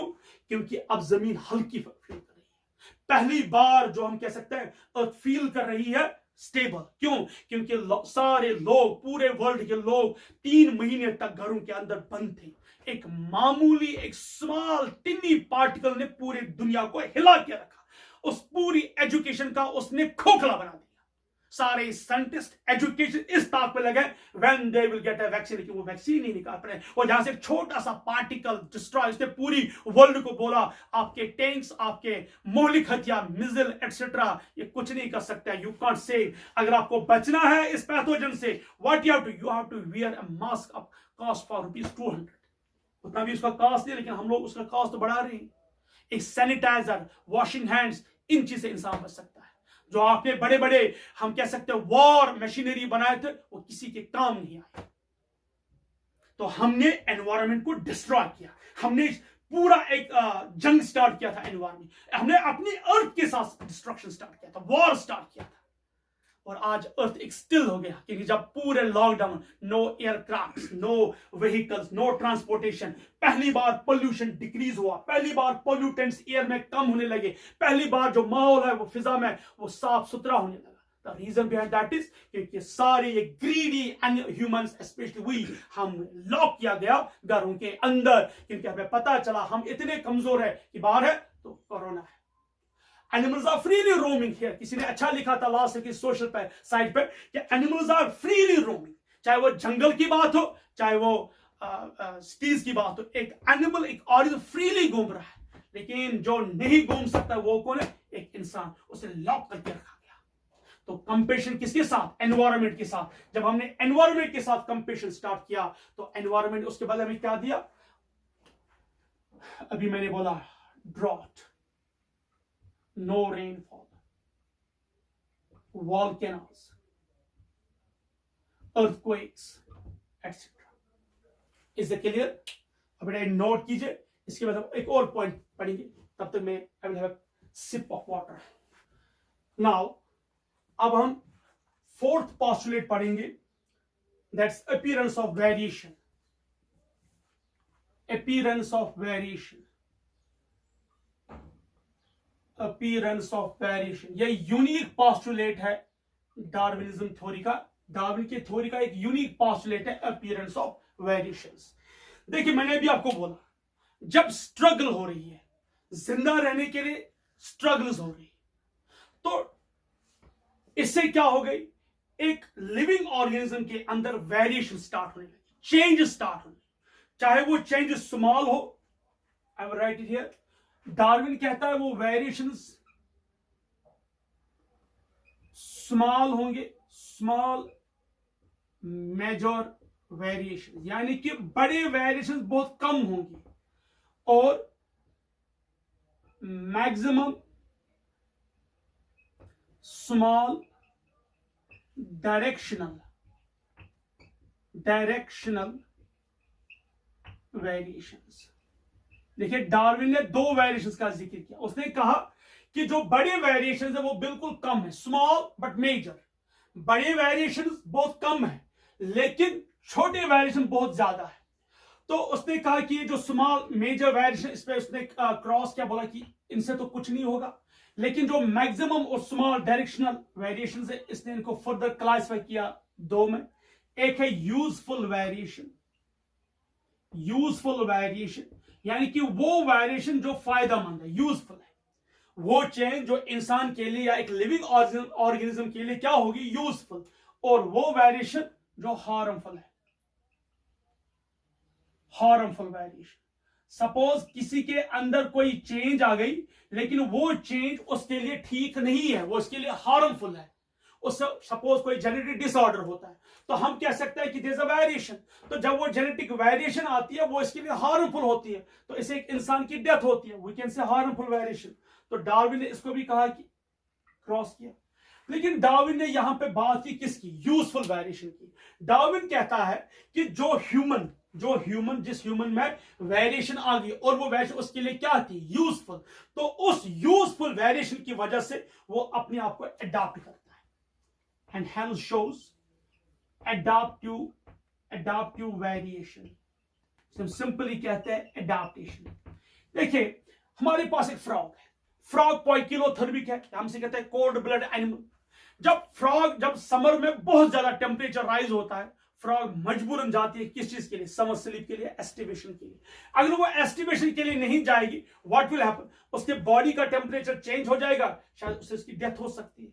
सिमिलरली जब एक ऑर्गेनिज्म में वेरिएशन आ जाती है, जब एक ऑर्गेनिज्म में क्या आती है, वेरिएशन, चेंज आ जाती है, लेकिन वो चेंज अकॉर्डिंग टू एनवायरमेंट होती है. यानी कि जब यहां पे एनवायरनमेंट चेंज हुआ, क्योंकि हमने कंपेशन किया एनवायरनमेंट के साथ, हमने खुद ही अपना एनवायरनमेंट चेंज किया. नाउ अब आपको उस एनवायरनमेंट के साथ अडॉप्ट होना है, नए एनवायरनमेंट के साथ आपको चेंज होना है. अब अगर आप उस एनवायरनमेंट के साथ अडॉप्ट नहीं हो रहे, यानी कि जो नया एनवायरनमेंट आया, जो नया हैबिटेट आया, अगर आप उसके साथ अडॉप्ट नहीं हो रहे हो, what will happen, this environment will eliminate you. तो यहां पे जो यूजफुल वेरिएशन है, ये वो वेरिएशन जो फायदेमंद है एक ह्यूमन के लिए. यानी कि एक इंसान के अंदर, एक ह्यूमन के अंदर जब यूजफुल वेरिएशन आ जाती है, वो यूजफुल वेरिएशन उसको हेल्प करती है किसमें, अडॉप्ट होने में, सराउंडिंग एनवायरनमेंट में, हैबिटेट में क्या होने में, अडॉप्ट होने में. तो जब वो अडॉप्ट हो जाता है तो उस अडॉप्शन की वजह से वो सर्वाइव करता है. यानी कि this useful variation helps in the adaptation. ये यूजफुल वेरिएशन इसको हेल्प करता है किसमें, एडेप्टेशन में. और इस एडेप्टेशन से क्या है, उसमें फिटनेस आ जाती है. ध्यान से सुनिए, उसमें क्या आ जाती है, फिटनेस, क्योंकि वो फिट हो जाता है, वो उस एनवायरनमेंट के साथ, उस हैबिटेट के साथ फिट होता है. जब वो उस एनवायरनमेंट के साथ फिट हो जाता है, देखिए इस वक्त कोरोना वायरस है, हम उसके साथ अडॉप्ट नहीं हो पा रहे, हमें मजबूरन कहां रहना है, घरों के अंदर, हम बाहर नहीं आ पा रहे. और अगर बड़ी तो इसी मुश्किल में भी कभी बाहर निकलते हैं using mask, hand sanitisers etcetera, और हम एसओपीज फॉलो अप करते हैं। तो यहां पे जब यूजफुल वेरिएशन आती है एक ऑर्गेनिज्म के अंदर, वो यूजफुल वेरिएशन को हेल्प करती है अडॉप्ट होने में। जब वो इजीली अडॉप्ट हो जाता है तो उसके अंदर क्या आ जाती है, फिटनेस आती है। कौन सी fitness? Reproductive fitness, reproductive fitness. तो इस रिप्रोडक्टिव फिटनेस की वजह से वो खुद को क्या करता है, अडॉप्ट। जब उसमें फिटनेस आ गई, जब उसमें फिटनेस आ गई तो उस फिटनेस से क्या होगा, डार्विन का नेक्स्ट पॉइंट, डार्विन का next point, natural selection, natural selection और सर्वाइवल ऑफ फिटेस्ट।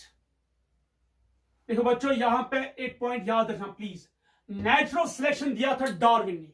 जो वर्ड नेचुरल सिलेक्शन है, ये एक्चुअली किसने प्रपोज किया? डार्विन ने। जो सर्वाइवल ऑफ फिटेस्ट है, ये एक्चुअली स्पेंसर ने दिया था, स्पेंसर ने दिया था। तो डार्विन कहता है कि जब एक ऑर्गेनिज्म यूजफुल वेरिएशंस की वजह से खुद को अडॉप्ट करता है सराउंडिंग एनवायरनमेंट के साथ, तो उसमें फिटनेस आ जाती है। तो जब वो फिट हो जाता है तो वो सर्वाइव करता है। सर्वाइवल ऑफ फिटनेस यानी कि वही जिंदा रहेगा जो फिट होगा। आज जैसे डॉक्टर्स कहते हैं जिसकी इम्यूनिटी स्ट्रांग होगी वो सर्वाइव करता है। तो यहां पे जो जिसके अंदर यूजफुल वेरिएशन है, जिसने अडॉप्ट किया एनवायरनमेंट के साथ, वो सर्वाइव करेगा। उसको नेचर सिलेक्ट करेगा, क्योंकि नेचुरल सिलेक्शन, नेचर उसी को सिलेक्ट करेगा जो फिट होगा। और फिट कौन होगा? जिसके पास यूजफुल वेरिएशन है, जिसके अंदर यूजफुल चेंज आ। अगर किसी के अंदर हार्मफुल वेरिएशन होगी, उसे नेचर एलिमिनेट करेगा। तो नेचर हमेशा उसी को लाइक करता है जो बेस्ट होगा, जो फिट होगा। तो यहां पे नेचर ने किसको सिलेक्ट किया? उस ऑर्गेनिज्म को जिसके अंदर यूजफुल वेरिएशन है। उस यूजफुल वेरिएशन की वजह से उसने अपने आप को अडॉप्ट किया और उसने अडॉप्टेशन दिखाई। तो डार्विन कहता है natural selection of survival of fittest, only those living organism can survive, जिसके अंदर क्या आई होगी? यूजफुल वेरिएशन, जिसने खुद को अडॉप्ट किया, जिसके अंदर फिटनेस आई होगी। और वो लिविंग ऑर्गेनिज्म जिसके अंदर फिटनेस नहीं आई होगी, वो अपने आप को अडॉप्ट नहीं कर पाएगा। जिसने अडॉप्ट नहीं कर पाया एनवायरनमेंट के साथ, नेचर उसे सिलेक्ट नहीं करेगा, नेचर उसको एलिमिनेट करेगा। यही हुआ डायनासोर्स के साथ, यही हुआ उन ऑर्गेनिज्म के साथ जो एक्सटिंक्ट हो गए। क्यों? क्योंकि उनके अंदर वेरिएशन तो आ गई, लेकिन वो हार्मफुल थे, वो यूजफुल नहीं थे, जिसकी वजह से वो अपने आप को अडॉप्ट नहीं कर पाए एनवायरनमेंट के साथ। और उस एनवायरनमेंट ने, उस नेचर ने उनको क्या किया? एलिमिनेट किया। और आज वो हमारी सिर्फ किताबों तक महदूद है, आज वो हमारी एनिमेटेड मूवीज तक महदूद है, लेकिन आज वो नहीं है। क्यों? क्योंकि वो अपने आप को अडॉप्ट नहीं कर पाए। नेक्स्ट, जब एक ऑर्गेनिज्म सर्वाइव करता है, फिट है, उसे नेचर ने सिलेक्ट किया, तो उसके अंदर जो वेरिएशन आई, ध्यान से, यूजफुल वेरिएशन आई, ये पास ऑन होता है। तो हम यहां पे लिखेंगे inheritance of characters, inheritance of characters. यानी कि ये जो कैरेक्टर्स है, ये जो वेरिएशंस है इस एनिमल के अंदर या इस ह्यूमन के अंदर, जब ये वेरिएशन आ गई, कौन सी वेरिएशन? Useful variations. ये यूजफुल वेरिएशंस की वजह से जो एक ऑर्गेनिज्म है, डार्विन कहता है यूजफुल वेरिएशन की वजह से इस एनिमल ने सर्वाइव किया, इस एनिमल या इस ऑर्गेनिज्म को नेचर ने सिलेक्ट किया, और यही यूजफुल वेरिएशन अब ये ऑर्गेनिज्म पास ऑन कराएगा। अब यही यूजफुल वेरिएशन ये ऑर्गेनिज्म पास ऑन करेगा कहां? Parents to offsprings. तो यहां पे इनहेरिटेंस होगी इन कैरेक्टर्स की, इन यूजफुल वेरिएशंस पास ऑन होंगे, pass on to their offsprings, to their offsprings. तो ये अब अपने न्यू जनरेशन को पास ऑन करेंगे ये वेरिएशंस, और वो न्यू जनरेशन सर्वाइव करेंगे इस एनवायरनमेंट के साथ। और जब ये इनहेरिटेंस, ये कैरेक्टर्स जब पास ऑन हो गए फ्रॉम पेरेंट्स टू ऑफस्प्रिंग, जब पेरेंट्स से ऑफस्प्रिंग में ये यूजफुल वेरिएशंस हो गए, तो उसकी वजह से वो ऑफस्प्रिंग कहलाएगा नई स्पीशीज, स्पीसिएशन, यानी कि new formation of new species, formation of new species, formation of new species. यानी कि अब किसका जन्म हुआ? न्यू स्पीशीज का। क्यों? क्योंकि उसके पेरेंट्स में, उसके हम कह सकते हैं उसमें वेरिएशन आ गया। कौन सी वेरिएशन? Useful variation. और वो यूजफुल वेरिएशन की वजह से नेचर ने उसे सिलेक्ट किया, वो सर्वाइव कर गया। जिसके अंदर यूजफुल वेरिएशन नहीं आई उसे एलिमिनेट किया गया, और उसके बाद इसने इन यूजफुल वेरिएशन के कैरेक्टर्स को पास ऑन किया, और जो न्यू जनरेशन है उनमें इन न्यू वेरिएशन, यूजफुल वेरिएशन की वजह से वो कहलाए गए नए स्पीशीज। तो ये बन गया न्यू स्पीशीज। ये थे 7 पोस्टुलेट्स किसके? डार्विन के थे, जिस डार्विन ने अपनी थ्योरी लिखी थी in the light of TR. Malthus theory. और जो इसने अपना एक समुद्री, हम कह सकते हैं एक HMS बीगल में जो उसने वॉयज किया था डिफरेंट आइलैंड में, जो उसने वहां पे देखा था, और एल्फ्रेड वेलेस की जो उसने मैन्युस्क्रिप्ट पढ़ा, उससे मिलकर उसने अपनी एक थ्योरी बना, इसका नाम रखा उसने origin of species by natural selection. ये उसके 7 स्टेटमेंट्स थे, आपसे नोट करो, इसके बाद हम इसका क्रिटिसिज्म पढ़ेंगे। डार्विन की थ्योरी में कुछ ऑब्जेक्शंस थे, कुछ लिमिटेशन या कुछ ड्रॉबैक्स थे। सबसे पहला ड्रॉबैक, पहला, inheritance of small characters, small variation, sorry. Darwin ने सिर्फ किसकी बात की थी? मेजर वेरिएशंस की, यानी कि वो वेरिएशंस जो मैक्सिमम थे, जो यूजफुल थे। डार्विन ने बात नहीं की हार्मफुल वेरिएशंस की। लेकिन देखा गया है बहुत जगह, बहुत एग्जांपल्स में देखा गया है कि समटाइम्स जो नॉन यूजफुल वेरिएशंस है वो भी पास ऑन हो गई। तो डार्विन ये एक्सप्लेन नहीं कर पाया कि जो नॉन यूजफुल, जो स्मॉल वेरिएशंस है वो आखिर क्यों पास ऑन हो गए और वो किस तरीके से पास ऑन होते हैं। सेकंड, ओवर स्पेशलाइजेशन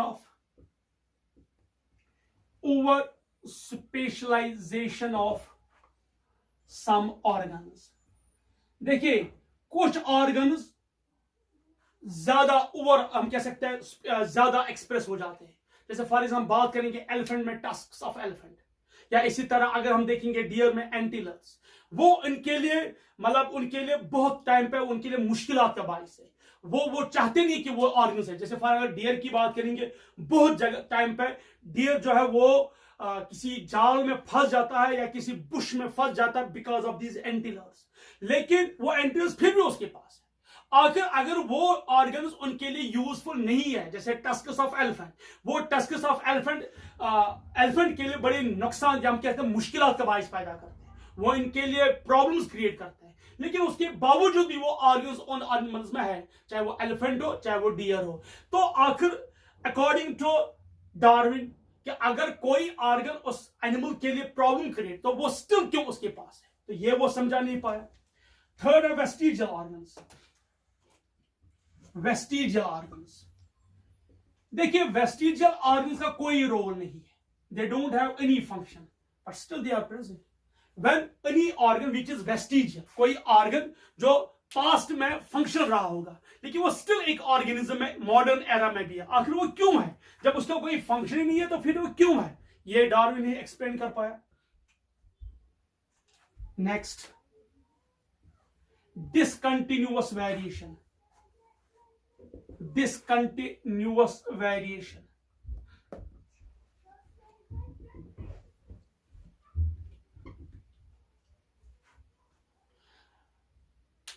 कुछ वेरिएशंस ऐसे हैं जो अगर कभी पास ऑन होता है फिर वो आपस में किसी टाइम पे डिसकनेक्ट हो जाए, यानी कि वो कंटिन्यूअसली पास ऑन नहीं हो रहे। कुछ वेरिएशंस ऐसे हैं, क्योंकि यहां पे डार्विन ने कहा था there are some variations which continuously pass, उसने वर्ड किया था कंटिन्यूअस वेरिएशन एंड डायरेक्शनल। इसने वर्ड किया था continuous variation and that too directional. लेकिन यहां पे देखा गया देयर आर सम वेरिएशंस जो एक मुद्दत के बाद, एक टाइम के बाद डिसकंटिन्यूअस हो गए, यानी कि वो अब वो पास ऑन नहीं हो गए। सपोज अगर वो 2 या 3 जनरेशन तक पास ऑन हो गए, उसके बाद वो पास ऑन नहीं हो गए, तो दैट मीन जो वो डिसकंटिन्यूअस वेरिएशंस है वो, यानी कि वो वेरिएशंस डिसकंटिन्यू हो गए तो वो पास ऑन नहीं हो गए। तो ये भी डार्विन एक्सप्लेन नहीं कर पाया। According to Darwin, the unit of evolution is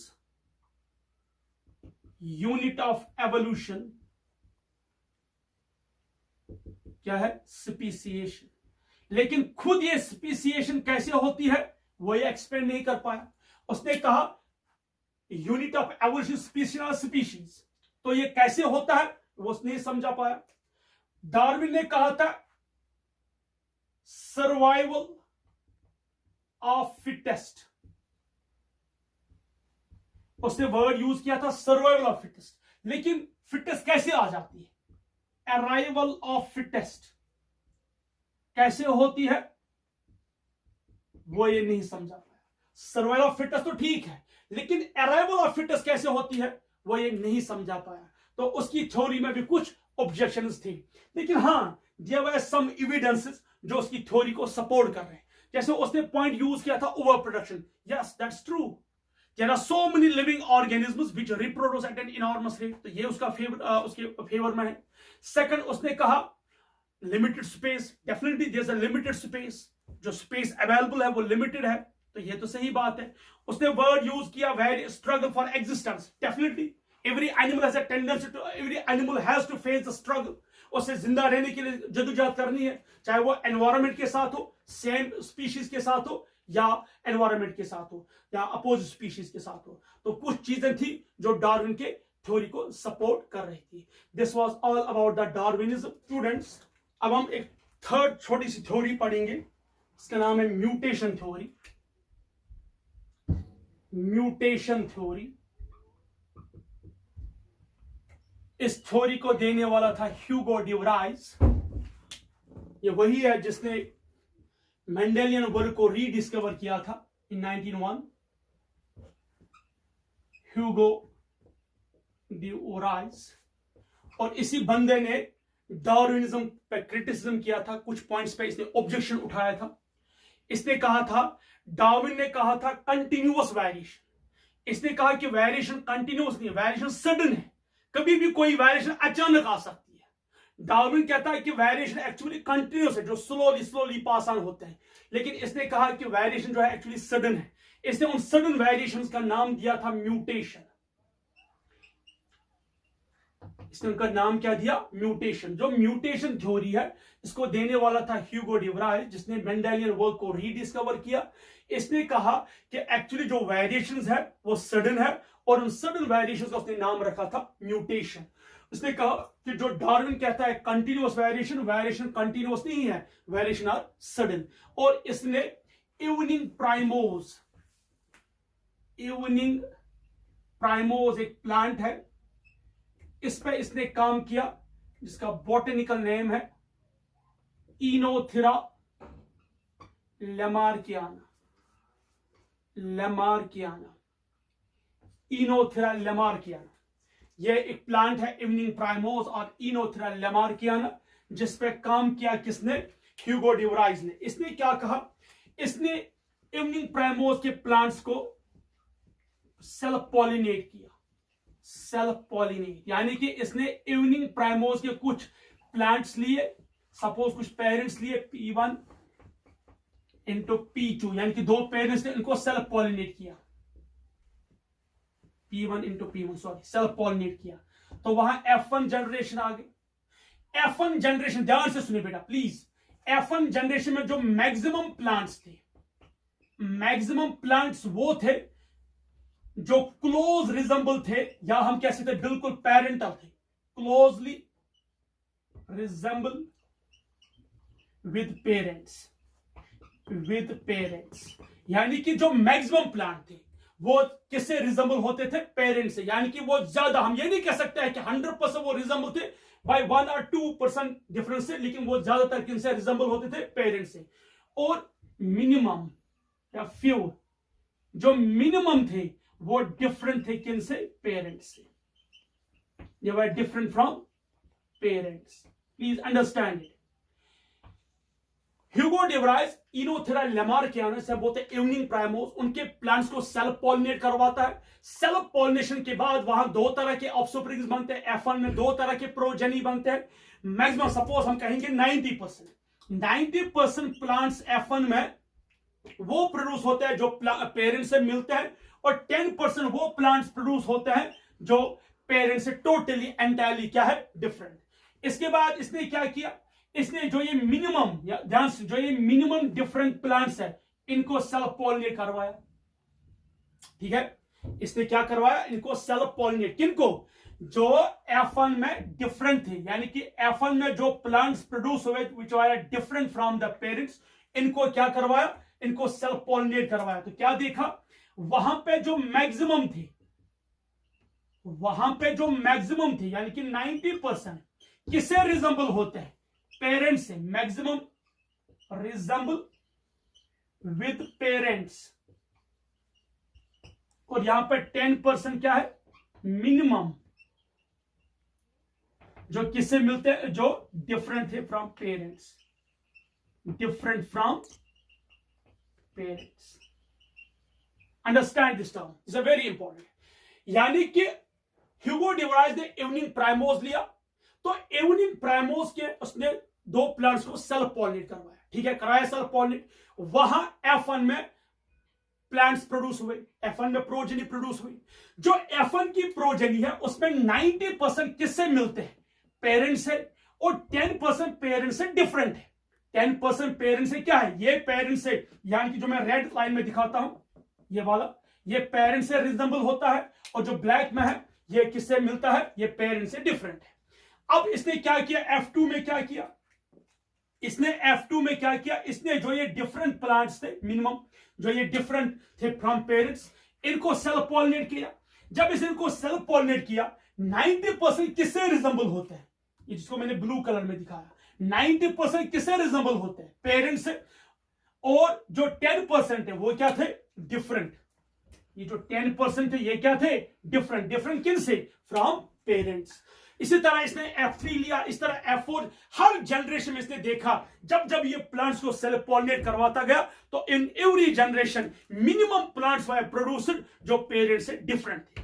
तो ह्यूगो डे व्राइज ने ये एक्सपेरिमेंट जब किया, कौन सा एक्सपेरिमेंट, रिपीट करता हूं, उसने इवनिंग प्राइमोस के प्लांट्स को सेल्फ पॉलिनेट करवाया। सेल्फ पॉलिनेशन के बाद वहां जब उसने F1 प्रोड्यूस किया, F1 में मैक्सिमम प्लांट्स मिलते थे पेरेंट के साथ, मिनिमम प्लांट्स पेरेंट से डिफरेंट थे। जब उसने F2 किया, यानी कि जब उसने मिनिमम प्लांट्स को सेल्फ पॉलिनेट करवाया, जो F2 जनरेशन थी, वहां पे भी मैक्सिमम प्लांट्स पेरेंट से मिलते थे और मिनिमम प्लांट्स पेरेंट से डिफरेंट थी। सेम जब उसने इन मिनिमम प्लांट्स को फिर करवाया सेल्फ पॉलिनेट, F3 जनरेशन में मैक्सिमम प्लांट्स पेरेंट से मिलते हैं और मिनिमम प्लांट्स डिफरेंट होते थे। So in after every generation, हर जनरेशन के बाद इसने क्या देखा कि दिया गया मिनिमम प्लांट्स जो पेरेंट से डिफरेंट होते थे। तो ह्यूगो डे व्राइज ने कहा कि ये जो मिनिमम प्लांट्स प्रोड्यूस होते हैं, ये जो डिफरेंट होते हैं, ये एक्चुअली होते हैं ड्यू टू वेरिएशन। ये एक्चुअली ड्यू टू किससे प्रोड्यूस होते हैं, म्यूटेशन की वजह से। इस चीज को स्टडी करने के बाद ह्यूगो डे व्राइज ने एक थ्योरी दी जिसका नाम उसने रखा म्यूटेशन थ्योरी। तो इसने ये म्यूटेशन थ्योरी के कुछ पोस्टुलेट्स दिए थे, आप ये नोट कीजिए, हम वो पोस्टुलेट्स देखेंगे। अब हम देखेंगे कुछ स्टेटमेंट्स इस म्यूटेशन थ्योरी के जो ह्यूगो डे व्राइज ने दिए थे। सबसे पहला उसने कहा जो एवोल्यूशन होता है, एवोल्यूशन के लिए जो रॉ मटेरियल है वो है एक्चुअली म्यूटेशन। उसने कहा इट्स म्यूटेशन जिसकी वजह से एवोल्यूशन होता है, यानी कि evolution all because of mutation. दूसरा पॉइंट इसने कहा म्यूटेशन सडन होता है, सडनली होता है, अचानक होता है, सडन। उसने कहा जो म्यूटेशन ये क्या है, ये अचानक होते हैं और ये डिसकंटिन्यूअस है। थर्ड उसने कहा कि जो म्यूटेशन है ये रियर है, डायरेक्शनल है,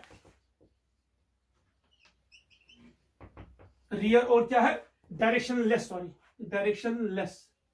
जबकि डार्विन ने क्या कहा था कि जो म्यूटेशंस है, उसने कहा था जो वेरिएशन है वो कंटिन्यूअस है और वो क्या है, दे आर डायरेक्शनल। यहां पे इसने क्या कहा, म्यूटेशन बिल्कुल मिनिमम होते हैं, कम होते हैं, वो ज्यादा नहीं होते हैं और उनकी कोई डायरेक्शन नहीं होती है। नेक्स्ट जो यहां पे ह्यूगो डे व्राइज कहता है कि जो म्यूटेशन इसी की वजह से स्पीसिएशन होती है, यानी कि नई स्पीशीज बनती है ड्यू टू म्यूटेशन। वो अगर नई स्पीशीज बनती है इट्स बिकॉज ऑफ म्यूटेशन, क्योंकि म्यूटेशन की वजह से जो है चेंज आ जाती है। डार्विन ने कहा था स्पीसिएशन, लेकिन वो एक्सप्लेन नहीं कर पाया, तो यहां पे इसने कहा इट्स बिकॉज ऑफ म्यूटेशन। ह्यूगो ड्यूराइज ने म्यूटेशन के लिए एक टर्म यूज की, जो ये म्यूटेशन होते हैं उसने उसके लिए यूज की थी साल्टेशन। जिस तरह डार्विन ने कहा था स्पोर्ट्स उनका नाम, इसने इनका यूज किया साल्टेशन। और ह्यूगो ड्यूराइज कहता है कि जो एवोल्यूशन है वो क्विक होते हैं, झरकी होते हैं और सडन होते हैं। यानी कि ये जो एवोल्यूशन जो है वो क्विक, वो अचानक है, तेज है, क्विक है, जर्की है और वो सडनली होती है। यानी कि ये जो evolution it doesn't occur in slow process like Darwin said. ये कहता है कि द मोमेंट म्यूटेशन ऑकर्स और एक्सप्रेशन हो जाती है। ह्यूगो ड्यूराइज एक और पॉइंट कहा कि जो म्यूटेशन है ये इमीडिएटली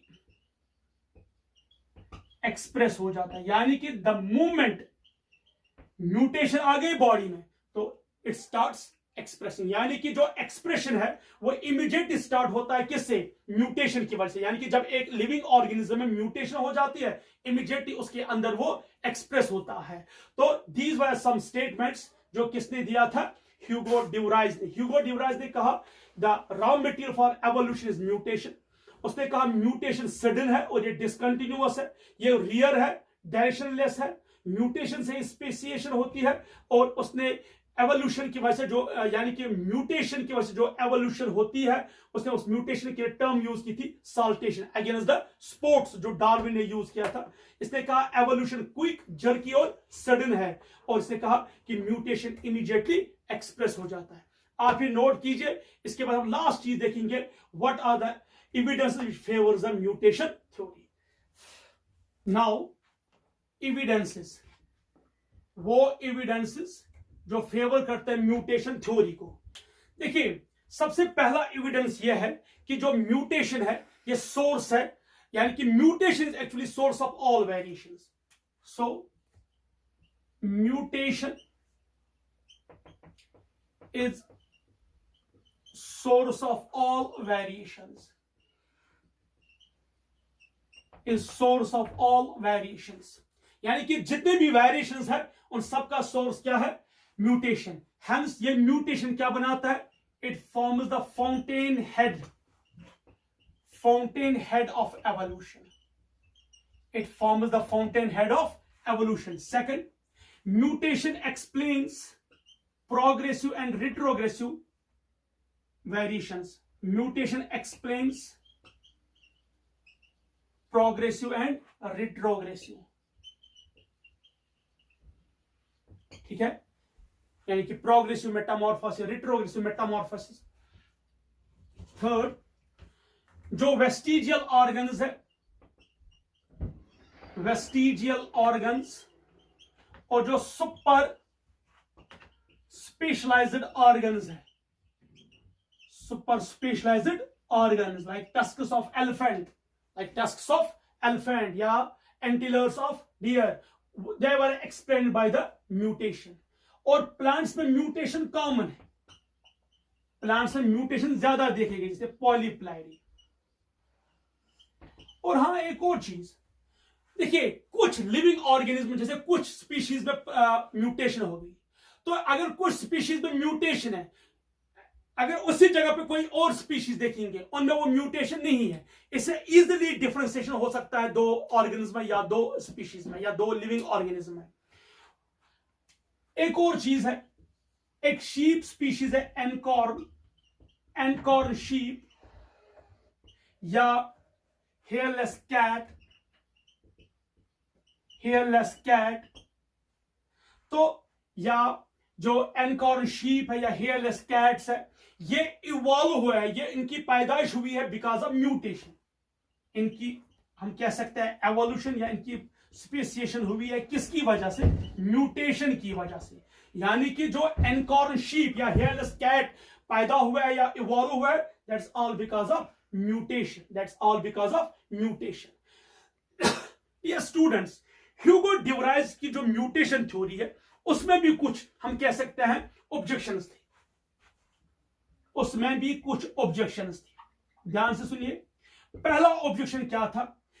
ह्यूगो ड्यूराइज ने कहा था कि जो उसने रिसर्च की थी इनोथेरा लेमार्कियाना पे, ये देखा गया कि जो इनोथेरा लेमार्कियाना है वो एक्चुअली हेटेरोजाइगस प्लांट था, उसमें मैक्सिमम थे हम कह सकते हैं क्रोमोसोमल एब्रेशंस। तो ये उसका सबसे नेगेटिव, क्योंकि इसलिए उसमें ज्यादातर म्यूटेशंस पॉसिबल हुए, क्योंकि उसमें ज्यादा ऑलरेडी प्लांट्स क्या थे, उसमें ऑलरेडी जो क्रोमोसोम्स थे वो हेटेरोजाइगस कंडीशन में थे और उनमें ऑलरेडी क्रोमोसोमल एब्रेशंस थी। सेकंड, जो नेचुरल सिलेक्शन है, यानी कि जो ये कहा ह्यूगो ड्यूराइज ने कहा था कि जो नेचुरल सिलेक्शन, यानी कि जब एक ऑर्गेनिल सिलेक्ट होता है that occurs because of mutation, ये इसका सेकंड ऑब्जेक्शन था। एंड थर्ड एंड मोस्ट, जो ह्यूगो ड्यूराइज की म्यूटेशन थ्योरी है वो एक्सप्लेन नहीं कर पाए मिमिक्री, यानी कि जो मिमिक्री है या जो कैमोफ्लेज है, जब एक ऑर्गेनिज्म अपने आप को चेंज करता है विद द सराउंडिंग, वो उसको एक्सप्लेन नहीं कर पाया। तो these were some objections to this theory. By this we have completed two important theories against the evolution. एक थी डार्विनिज्म की origin of species एंड दूसरा था म्यूटेशन थ्योरी। तो हमने टोटल 3 थ्योरीज पढ़े। लास्ट लेक्चर में हमने पढ़ा था लेमार्किज्म और हम कह सकते हैं theory of acquired of inheritance of acquired characters, और आज की क्लास में हमने पढ़ा डार्विनिज्म और हम सिंपली कह सकते हैं origin of species by natural selection, और हमने पढ़ा था म्यूटेशन थ्योरी प्रपोज्ड बाय ह्यूगो ड्यूराइज। अब इसमें सिर्फ एक ही थ्योरी रह जाती है, most widely accepted theory, that's modern synthetic theory of evolution, यानी कि डार्विनिज्म को मॉडिफाई करके नियो डार्विनिज्म बनाया गया और उसी से निकाली गई हम कह सकते हैं modern synthetic theory of evolution. तो नेक्स्ट क्लास में, नेक्स्ट वीडियो में हम देखेंगे इंशाल्लाह modern synthetic theory of evolution. इस वीडियो के लिए happy learning and have a good day.